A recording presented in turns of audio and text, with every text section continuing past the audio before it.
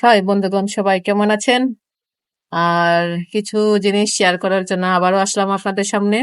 আমার বোনের বাসার থেকে পাট শাক আহ, আমার জন্য পাঠাইছে। তো এটারে আমাদের রাজশাহী ভাষায় এটারে পাট শাক বলে, আর সিলেটের ভাষায় এটারে বলে হচ্ছে নাইল্লা শাক।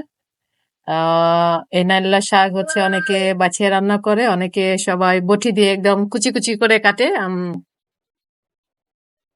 তো পাট শাক খেতে চাইছিলাম, সেই জন্য আমার বোন আমার জন্য পাঠাইছে, সেই অনেক দূর থেকে। আজকে সকালবেলায় আনা হয়েছে ওনার বাসা থেকে। আর কিছু জিনিস আরো পাঠাইছে, এটা হচ্ছে লেবু, এটা বলা হচ্ছে জারা লেবু। আহ এটার চোকলা খেতে অনেক ভালো লাগে। চোকলা মানে রস থেকে তার চোকলাটাই বেশি খাওয়া হয়। খেতে অনেক টেস্ট, খেতেও মজা। অনেকগুলো দিয়ে পাঠাইছে, কিভাবে যে শেষ করবো এটাই চিন্তা করতেছি, কতদিনে শেষ করব এই লেবু। আহ এরপরে কিছু জিনিস সংসারের জিনিস দিয়ে পাঠাইছে, সেটা হচ্ছে এই যে হাঁড়ি, কিছু ডিব্বা, এই বোল, বড় বোল একটা, সাদা একটা প্লাস্টিকের বোল দিছে। এরপরে কিছু ভাত ঢাকার জন্য আহ শাড়ি দিছে। এটা হচ্ছে ভাত ঢাকার ছোট ছোট ছাকা বলে এগুলো রে। আর এটা হচ্ছে টিফিন ডিব্বা, কিছু মশলা টসলা রাখার জন্য আহ দিতে বলছিলাম, এর জন্য আর কি দিছে। এটা হচ্ছে ছোট টিফিন, তাও আনতে গিয়ে ফেটে গেছে।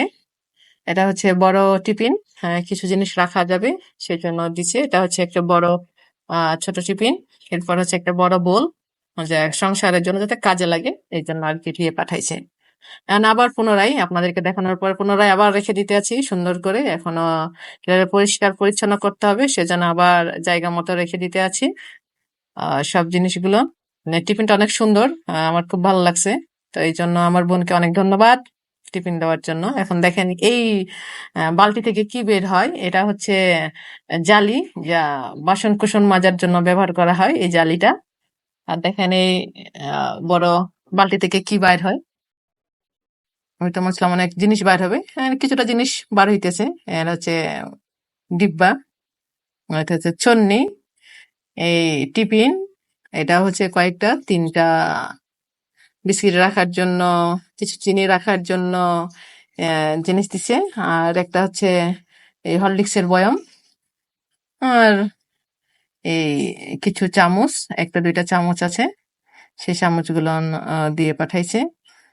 তো লেবুগুলো বেশি লোভ লাগতেছে। আর এই যে এর নতুন সংসার হতে যাচ্ছে, সেই সেই উনি ব্যক্তি